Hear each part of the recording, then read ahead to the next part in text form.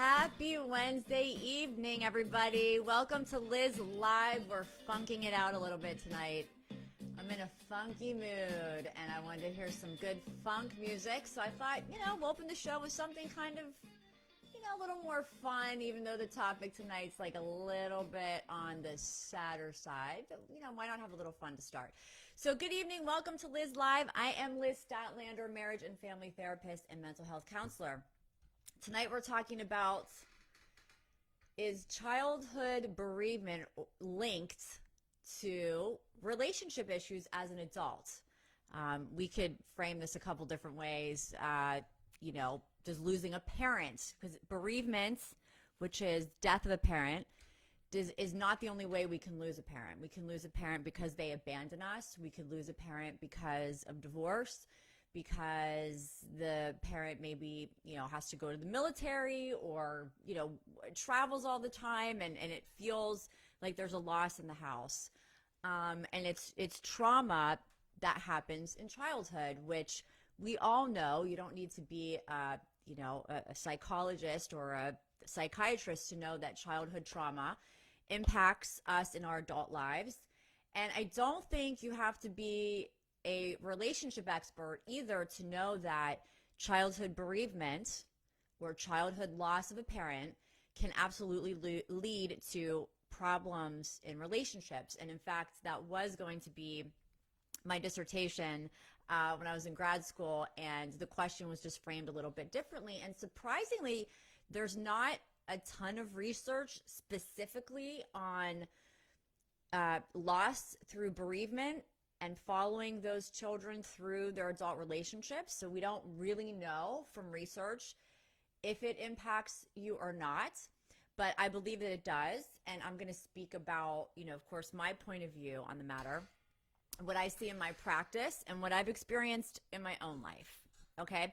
So remember, when we're looking at childhood loss, it doesn't necessarily mean the parent died, but a parent or a parental figure exited the child's life unexpectedly. And for children, pretty much anytime they lose a parent, again, whether it's divorce, death, whatever, to a child, it's always unexpected. And I think it's really important that everybody listening understand that. So for a child, children understand and perceive loss in a very, very different way than adults. And this is the critical piece for us to understand, because children do not have coping skills for loss. I mean, my God, most adults don't. That's why, I have a job partially, doing grief counseling. So children don't have coping skills for loss, and their parents generally don't have coping skills for loss. So that's another problem. And they don't have language for a lot of the intense emotions that happen to children when they lose a parent or when a parent leaves them for whatever reason that may be. So it's always unexpected to children. It's always traumatic. They don't have the language or even the coping skills or even sometimes the critical thinking developed yet to really wrap their heads around what this means. They don't necessarily understand the finality of it. And you have a big old mess, and it's traumatic for children. So whether, your father and mother got divorced and mom moved to another state, but she called every month for Christmas, or every month to say hello, or on Christmas, or whatever, it really doesn't matter, because the point is that the absence of the parent is what speaks so loudly to children. And when children lose a parent, often even adults don't have the right words or, often the right skills to talk to children. So why am I qualified to talk on this? Well, a couple reasons. Not just because of my degrees, but also because not only was I bereaved as a child, my father passed away when I was 11, and so I certainly understand childhood bereavement very well. But I also worked in childhood bereavement for a number of years, many years ago, at the Children's Bereavement Center of Miami, the CBC Miami, which is still going. if anybody ever needs their services. And basically what the Children's Bereavement Center of Miami is they are a free support system or support group for children who have lost their parents. And it's free support, therapeutic support, not just for the children, but also for the parents and the families. They take grandparents and parents, and they just do a wonderful service for the community. It's all free. And I was blessed enough to go through their training and to work there and to volunteer there before I worked there, and all kinds of wonderful things. So I really, this is a subject very near and dear to my heart, and it's one that a lot of times people don't want to talk about because it's sad and it's complex. It's very complex.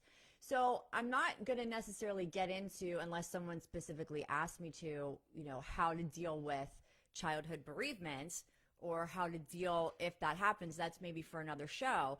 But what we're looking at is, what does this mean for the child's future when they become adults and they want to have relationships? What does this mean? Does this mean that they're done for? There's no hope? They're always going to date Mr. or Mrs. Wrong, or not? And I have a lot to say about that. Okay. So on one hand, I would say, it certainly doesn't help. And some of the reasons that I think childhood bereavement hits children so hard and causes problems in their future relationships is, number one, the trauma of it. Okay, the terrorizing feelings that children go through when they lose a parent, and not really having an opportunity or a place to reconcile those feelings, because it's not that common that young children lose their parents through death or divorce or whatever. It's not really that common. And so it's not like they can go back to school and say, oh, 20 of my classmates lost their parents too. So it's a very lonely feeling for the child, and they feel a little bit different. They don't feel quite like they fit in, or they don't quite know how to understand the anxiety that they feel. And because they're so young, the grieving process happens over a very long span of time, maybe 10 years, 15 years. Whereas with adults, not that it can't last that long, but again, it's different because adults have a different perspective about life and death than children do. So for children to have to deal with all those terrorizing feelings while they're growing and developing, to not have a peer group to really, measure themselves up to and say, oh, okay, this happens a lot. They start to feel very different, very anxious, very withdrawn, and they don't tend to talk about it because not only do they not have the language, but they sometimes fear that they might be seen as a little bit different, or people won't really understand what it is they're feeling. And so all of those things compound into a child's feelings of self-confidence and self-worth. So when all of these things are happening in childhood, that's the foundation that is rocked, that children don't really know what's in store for them after the parent's gone. Did the parent leave because of them? Is the surviving parent going to be okay, or could they die too, or will they leave me? Hey, as a child, I thought the world was safe, but I just found out that life isn't so safe anymore. And so everything I thought I knew, even as a little child, has been shaken and changed forever. And if you talk to any adult who was a bereaved child, they will tell you that it rocked their world, that they didn't know how to respond to it. They didn't understand it. A lot of my clients, and myself included, we have little snippets or memories of the days that we found out, or, watching our other family members or surviving parents, talking about it or crying about it. We remember funerals, or if it's bits and pieces, or if it's, because a parent abandoned you. You might remember that last night when dad left and never came back, the fight him and mom had, or you might remember sometimes a little bit about, mom taking you and leaving, right? Because that's lost too. You're leaving the house because maybe dad is dangerous, or vice versa. I mean, there's millions of different, not millions, but there's many different reasons that children lose parents. And it's not necessarily just from death, but that certainly is, one of the more common ones. So you're thinking about a child, and when I say child, we're talking, 0 to 18. So think about all the different developmental stages between 0 and 18, right? So you have infancy and toddlerhood, and you have adolescence, and you have, being a teenager and a young adult, and I'm sure I missed one, but you have all these, developmental stages that happen in such a short period of time. And when there's a parental loss, those developmental stages are very interrupted with trauma. And again, the child is always left reflecting, did I do something to cause this? Is something very common in children of divorce. With, children who lose parents from death, they wonder, like, does God hate me, or is God mad at me because they took my mom or dad away? And there's a lot of confusion about it. And again, children generally do not have the language to ask the questions that they really need to ask, or to express their feelings the way they really need to be expressed in order for them to feel better or get the information that they need. So children tend to get very quiet. They isolate. They may lean on siblings for some guidance or some help, or just go ahead and roll with it and just try to live even though their life has drastically changed. So it's not even just the loss of the parent itself that causes issues. It's also the change and the loss of what we once knew as a family. It used to be mom and dad and siblings. Now it's just dad and us, or now it's just mom and us, or, whatever is gone, whoever passed away or left, they're feeling the absence, they're feeling the loss, that pain that we all know as grief, with nowhere to put it, with nowhere to go, with no way to get questions answered or to speak about it. And that being said, is one of the reasons that the Child Bereavement Center of Miami is so important, and bereavement centers across the country are becoming a little bit more popular. But the basic model of childhood bereavement centers is, let's just invite all the grieving children in, and let's divide them by developmental stage and put them into a group with some mentors who have also been through childhood bereavement themselves, and probably likely have some mental health training in the background, though not necessarily so. And let's put everyone together in a room and just hang out and talk. And it is the most brilliant model of therapy that I've ever seen, and it's so simple. And I learned so much from working there, not only about childhood bereavement and the children that I worked with, but also about my own experience of childhood bereavement, because even when I was there 15 or 16 years ago at the CBC, I didn't totally understand my own bereavement, because there was nowhere to go in this 80s for that. Or if there was, I'm sure my mother would have taken me, but there really wasn't. So you just sort of deal with it and you try to work it out, but you can't really work it out.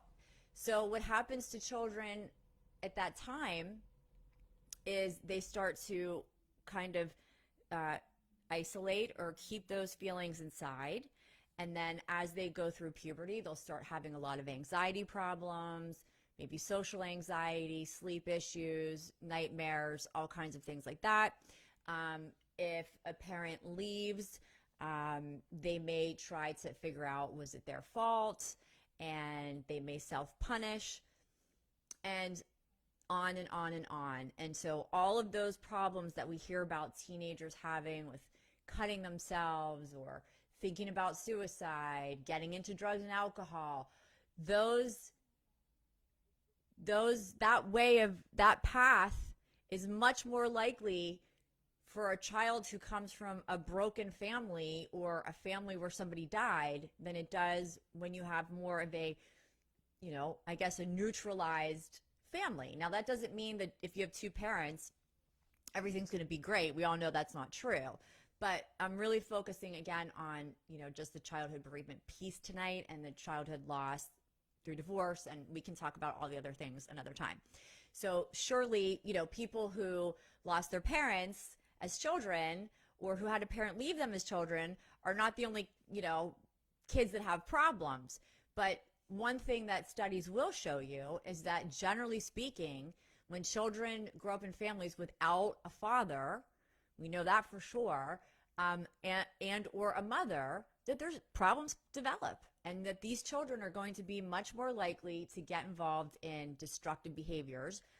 And I really believe it's because they don't have anywhere to go with all of the trauma, anxiety, and the stress that they're feeling and the problems that the loss causes in the family. They don't get it. They don't understand it. They don't have the skills. The parents don't have the skills.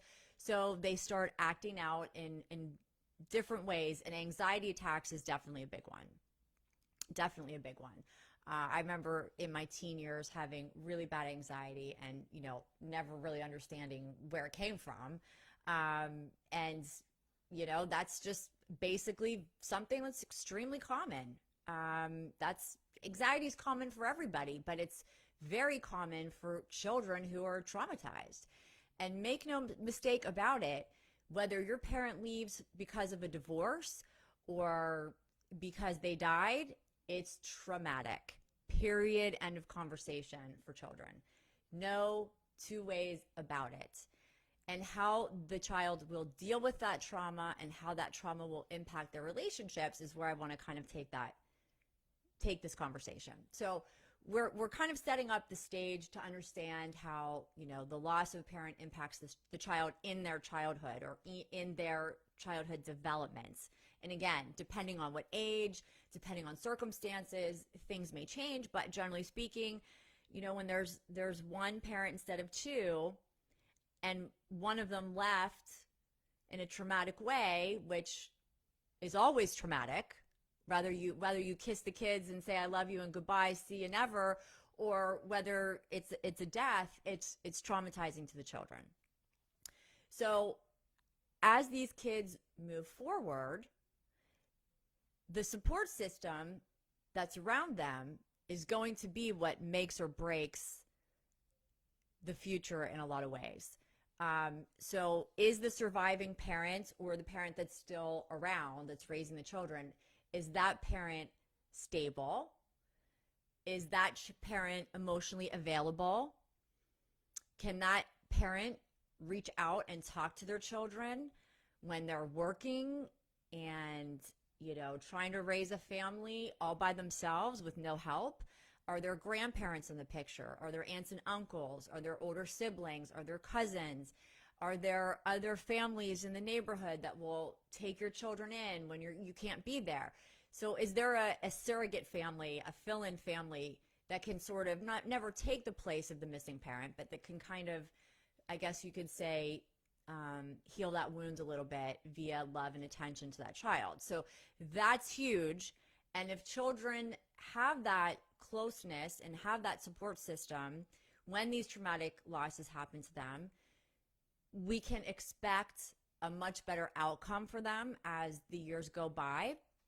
But it still doesn't replace that mother or that father. But I've seen children, I've watched children for years who I have had the pleasure of watching them grow up with a parent who passed away, and then one parent who raised them but did a kick-ass job and was able to play the roles of mom and dad, was able to work and use, extended family to fill in when necessary, and made sure that if they were a single dad, that their children had a woman to be close to, whether it's a sister, an aunt, a family friend that can give that motherly love or that, attention that children need. Or maybe it's a grandmother, and vice versa. If dad isn't around, parents that seek out other wonderful male role models for their children, that's going to make a huge difference. But let's face it, that doesn't always happen. It really doesn't. So you might have people stepping in a little bit, but it's still not going to be the same thing as that parent would have potentially been for that child. So now you have a kid or children in general that are growing up with an inability to understand or express the feelings of confusion, anxiety, trauma that they're going through. If they're little boys, they're not allowed to cry. They're not allowed to grieve. They're not allowed to talk about this stuff. So boys, bereaved boys or boys whose one of the parents walks out, really have a hard time because they really do not have permission in many ways to grieve. And that can be problematic as we start to go through the dating years and establishing romantic relationships. And for young girls, young women are allowed to, cry, and they're allowed to have anxiety, and they're allowed to have panic attacks, and it's okay, in society for that to happen, maybe even expected a little bit, but not so much for boys. And so you're sending opposite messages perhaps in one household about who's allowed to grieve and who isn't. How do we grieve? How do we mourn? How do we understand this loss? And it's usually not really spoken much about. Has anyone ever heard of like a grief group in a high school? Because I haven't. Or a grief group in a middle school or a lower school? I'm sure, somewhere they exist, but not frequently. You'll hear support groups for everything else, divorce and alcoholism and drug addiction and this and that, but nobody really wants to talk about grief, especially in the years when I was growing up, because I think people were afraid of it. And I think to some degree, people are still afraid to talk about death and dying because it seems so morbid, and it is sometimes uncomfortable to talk about, but it's the one thing that all of us humans in the world have in common. We will all die, yet we're also very much afraid to talk about it, and we're definitely afraid to talk to our children about it, and certainly we're very afraid to talk to our children about it in the late 70s, early 80s when I was growing up. So you have the perfect setup for major relationship issues if you've been following the path that I've been describing in the show. If you're following the lack of peer support, the lack of empathy and compassion that we show bereaved children, and not that it's our fault, we might not know what to do or to say. And then the child also feels so uncomfortable because they don't really get what they're feeling. They don't understand. I didn't understand at 11 years old what it meant that my father died. I mean, I knew I was never going to see him again, but I don't know if my 11-year-old brain understood finality. Really, I don't know. I don't think so. The way we understood it at the bereavement center, we were taught that children, especially younger children, they view death and humans the way they view cartoons. So if they're watching a cartoon and, a kitty cat pushes a doggy down, a sinkhole, the doggy will always pop back up and the kids laugh and it's no big deal. So they don't understand a lot of times, and no, this is forever. This is final. How can a little child's brain even begin to understand what final means, what finality is? They can't. They don't have that developed understanding of sense and time. So here we go, right? We're just setting the stage, and I hate to sound negative, but we're setting the stage for relationship disaster in some ways when you have a parent that dies or walks out on you or is inevitably absent for one reason or the other, right? But, death and abandonment is definitely, abandonment comes with a whole other set of issues when parents abandon their children. That's a whole nother show. But you can't really be mad at someone for dying, but yet children, they do get mad.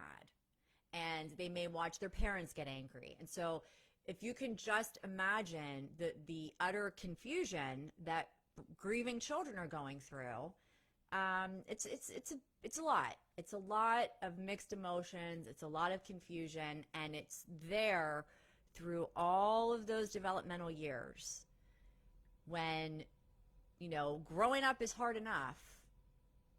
And then you throw a trauma like that in the mix, and yeah, you're gonna have some issues. Why do these issues come out in relationships? Well, again, there's not a ton of literature on it, but I'll tell you what I think. Okay, I'll tell you what I think. I think for a couple of reasons. One, we may not have, if you grow up without a father or you grow up without a mother, you may not understand how to build a relationship with your same sex, your opposite sex, depending on whether you're male or female, or whether you're gay or straight or whatever. You're missing that half of you, in a sense, that would have or could have taught you perhaps a healthy interaction between mom and dad, that you could have watched and modeled, or treated you in a certain way that made you feel special and loved, so that you can go out into the world and know that you're worth something. And it sounds disastrous, but in a way it kind of can be. Bereaved children are notorious for relationship issues. Notorious. And if you look at children who were abandoned, you got very similar issues, similar patterns in the same way. So as children are grieving, and again, the grieving period for children lasts a long time. It's carried all throughout development. It hits them so hard. And they can't talk about it. They don't know how. They can't express it. So as they start developing, they're already behind the 8 ball emotionally in some ways. They're a lot more mature, I can tell you that.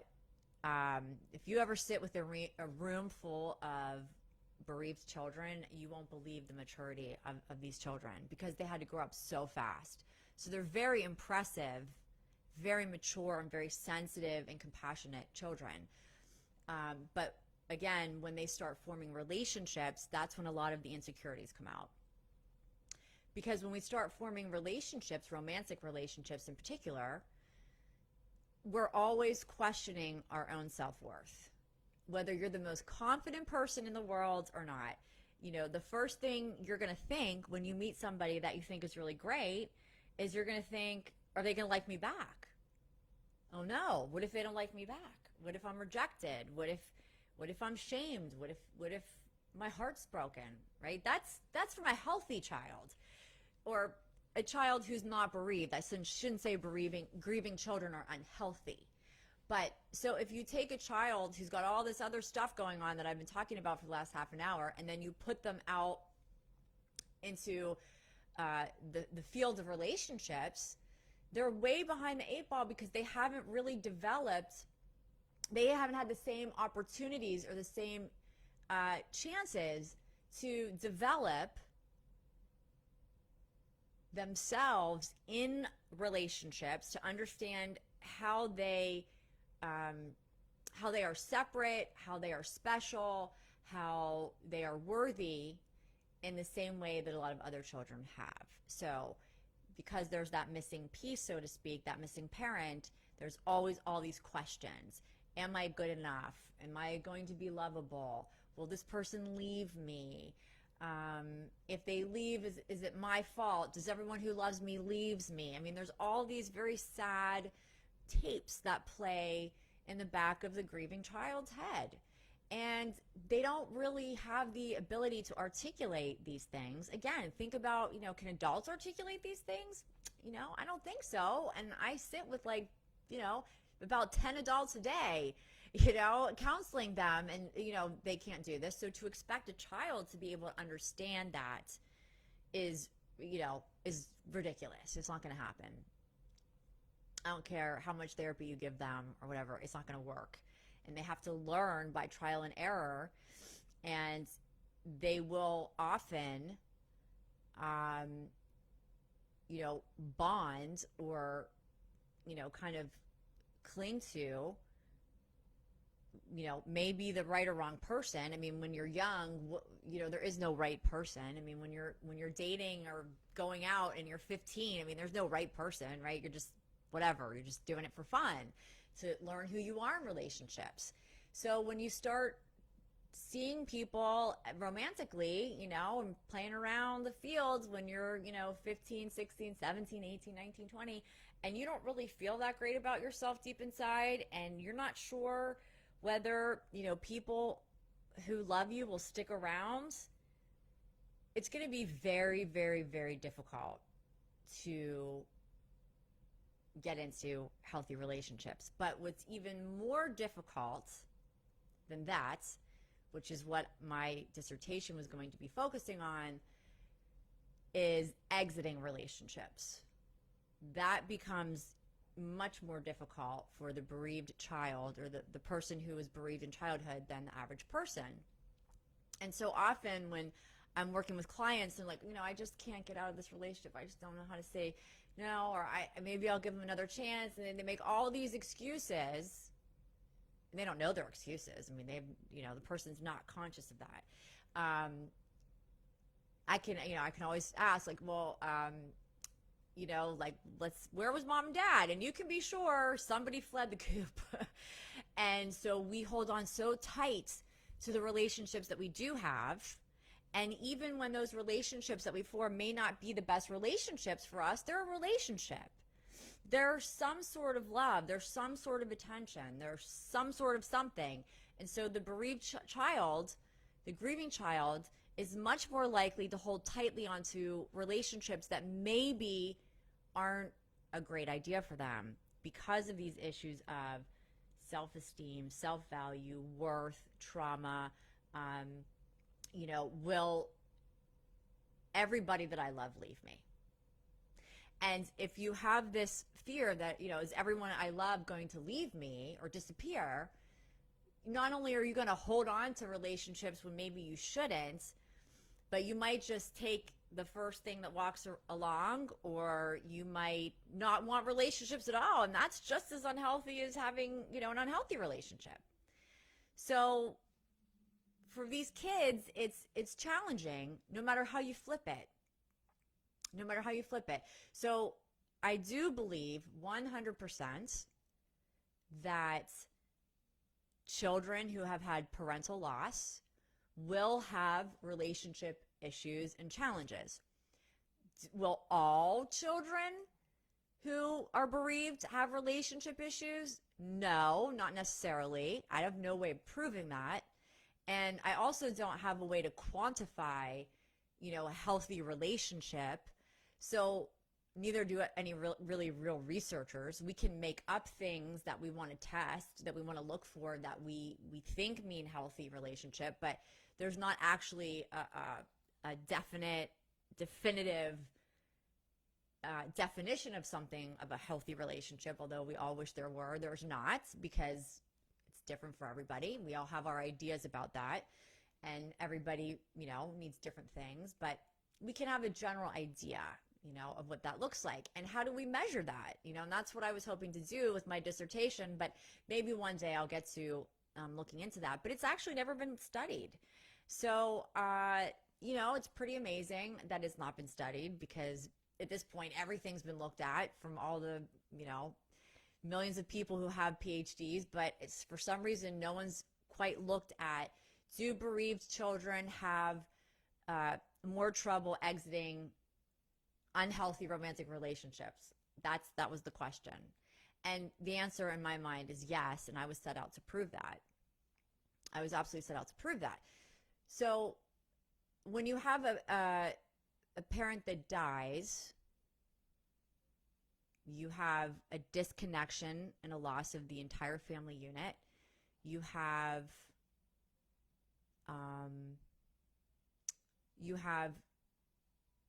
rejection, abandonment, trauma, and a lot of, I would say, unexpressed anger and fear. And, all of my friends and family that I've ever talked to who lost parents as children, if I had all of them on here with me, which one day I will, because it'd be really interesting, they will all agree. And again, it's totally different when you're looking at adult bereavement. Totally different thing, because by the time you're an adult, you have coping skills, you have families, you have support systems, you have children that you have to go on for, that you have to take care of, you have responsibilities and jobs and therapists, and you can say, I'm so depressed, I need help, or your friends will tell you you're so depressed, go get a therapist. But when you're a little kid, you don't have that. You don't have those luxuries. You don't have that ability to communicate. You don't have friends that are going to say to their 10-year-old friend, hey, buddy, I think you should get some therapy. I think you should get some help. It's not going to happen. So it's up to the school to maybe see if grades are slipping, or for parents to notice changes in behavior. But grieving children are so good at carrying their grief and keeping it quiet that a lot of times it goes very unnoticed. And so how's Liz doing? How's Liz? Oh, she's great. She's got lots of friends. She's doing well. Da, da, da. But meanwhile, nobody knew what was actually going on inside of me as a young girl. I mean, I don't think I even knew what was going on until I was much older. So it's a lot.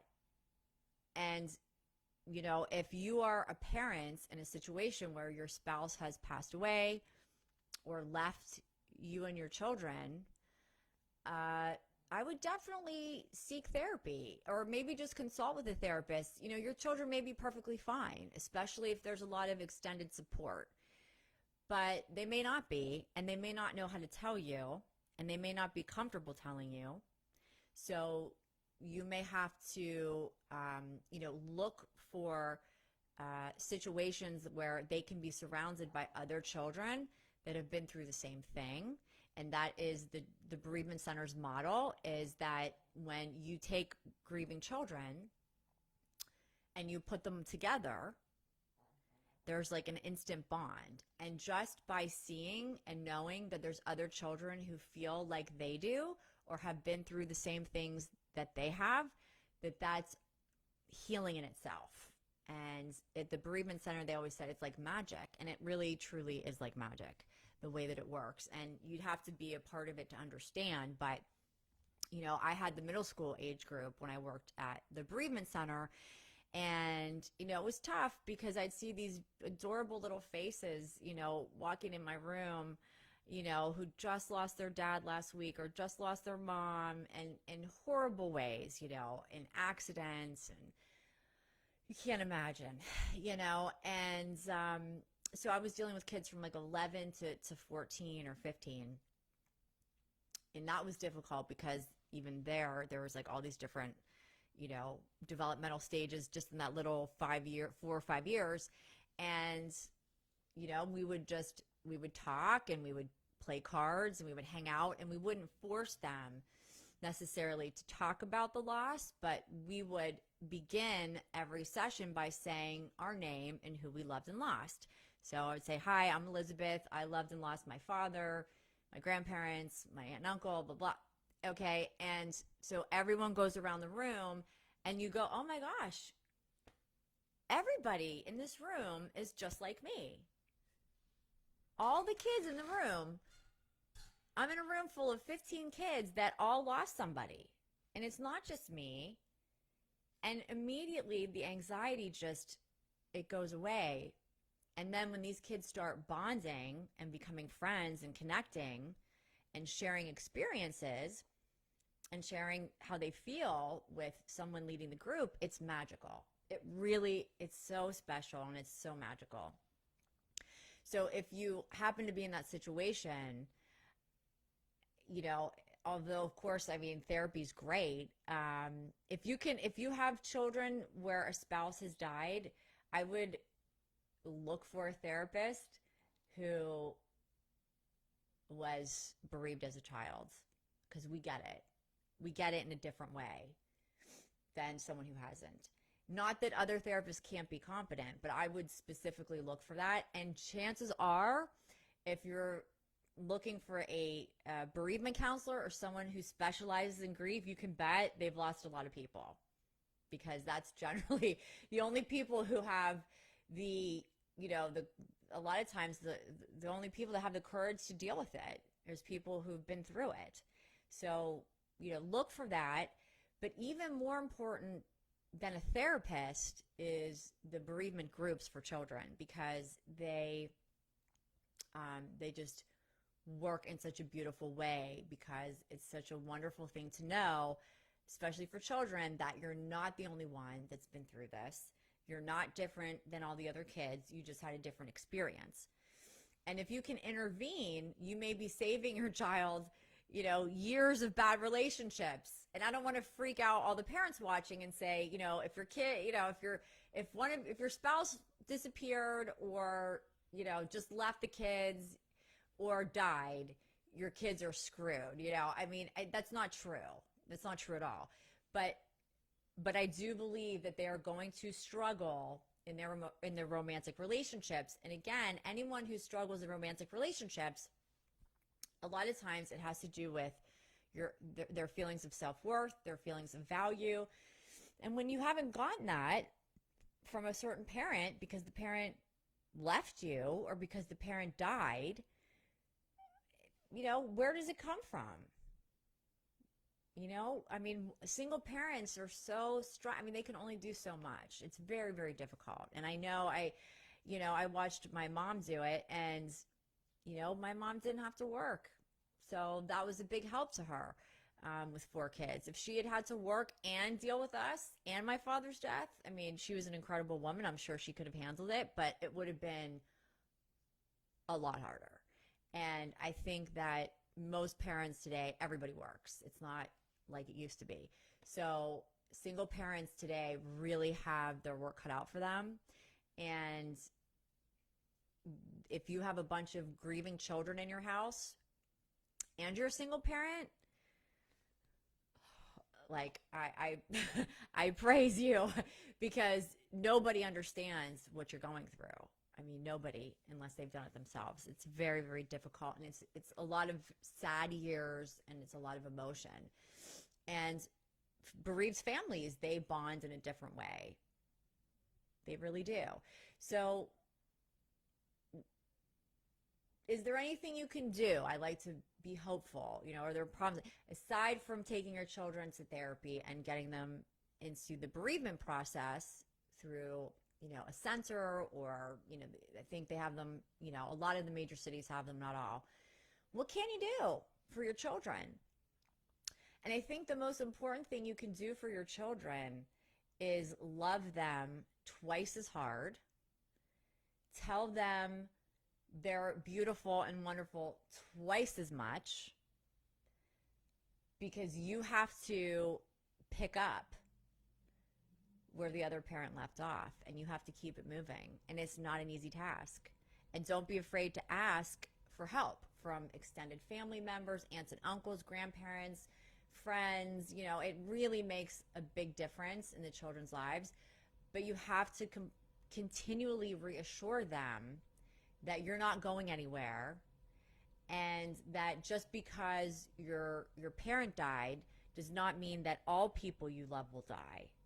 And they need to understand that that is sort of a one-off experience, because most bereaved children, the first thing they do is they start panicking about their surviving parent dying. And if you grow up with that kind of anxiety, what kind of romantic relationships are you going to be able to form? Not very good ones, right? You're going to get children that are very clingy, that are always questioning if somebody loves them, always questioning if someone's going to abandon them, always questioning their value in relationships. So you really have to work double and triple hard with your children in this situation, and it's not fair at all. It's not fair, but it is the reality of which many of us have to face. And there is help. And I know there's people watching tonight that were also bereaved children. And I know that you guys get what I'm saying. We speak our own language. I really feel like children who are bereaved children, when I meet someone who's like, yeah, I lost my dad when I was 12, it's like, boom, we're like fast friends. We get it. We get each other. We get it. We know what goes on. We know the feelings. We know the everything. And if you can try to guide your children through their romantic relationship experience, which is not likely because children will usually keep parents out of that, you want to keep reminding them that, you know, what they're worthy of. And if you find that your child, as they get older, is continually dating the wrong person or having, you know, some really destructive relationships and or destructive behaviors, you want to intervene immediately if you can. Before it's too late, you want to intervene. Don't be afraid, because you could change the whole, by getting some help and allowing your children to process their grief and understand their grief once they get a little bit older. You could be saving them from a lot of problems that could, you know, last for, you know, a 20-year marriage. Literally. So I think we need to study it more. I think we need to understand it more. But, you know, it is what it is. And it's not news or conjecture to say that, you know, kids who grow up without one of their parents have abandonment issues or may have trouble forming relationships or blame themselves. I mean, that stuff has been pretty well documented. But we don't know, again, if the specific type of loss per se means specific types of issues or not. We don't know that. But we can make some pretty, you know, logical conclusions based upon what I see in practice and what I've been through myself. And it's something that I do believe we can intervene in, especially today when therapy is much more accepted and emotional problems are much more talked about in the open. I mean, if you think about even, you know, me just disclosing that, you know, my dad died when I was 11, that's kind of like, you know, that wouldn't have been done 20 years ago. You know, it was really a different world and people didn't share their stories so much. And now it's okay to do that. It's much more acceptable that we all suffer. And we, you know, I think that's a great thing that has happened, that we all, we don't look at therapy necessarily as that we're crazy because we want to talk to somebody, or because we have pain from losing a parent or having our parent abandon us, that, you know, as adults, it still hurts. That's okay to talk about now, but when I was growing up, not so much. The only person who talked about childhood bereavement when I was growing up was Mr. Rogers. He was the only one, and he did a great job, a wonderful job, but he's not around anymore, and there's nobody that even compares to him. So, you know, we need talent, but I can't, you know, encourage parents enough to intervene, because your child will be affected. They will be affected in their relationships. And we're going to talk more about this maybe in the next show, talking more about what those destructive relationships might look like. But I just wanted today to, you know, talk about the problem. And I really see so many people my age who went through the same thing I did, you know, struggling the same way. So there has to be something to it, you know, there has to be. We need both of our parents, whether people want to admit it or not. And it's not a knock on, you know, single parents. I was raised by one, but I think there's something about having a mother and father active in your life that can never be replaced. And there's something about two parents giving to, I don't know what it is.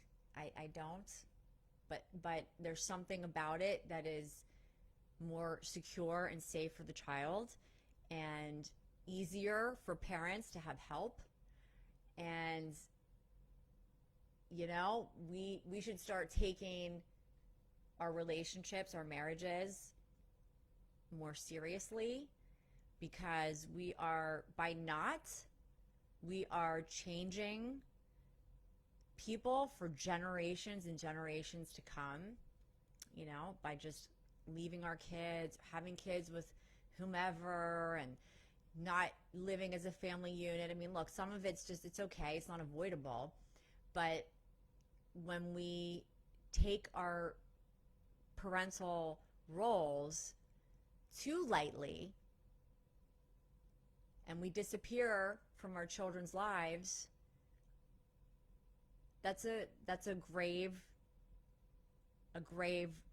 mistake. I was going to say sin, but who am I to say? But it's a grave mistake psychologically, and your children will suffer for it. So, I think that people need a little bit of a wake-up call and, pay attention to your relationships and to who you marry and to your children. And if you're not willing to take care of children, don't have them. Because, again, you're creating something that can last for generation and generation and generation, and can be very destructive for the entire planet moving forward. The family is the basis of everything. And when that is disturbed, problems arise. So on that note,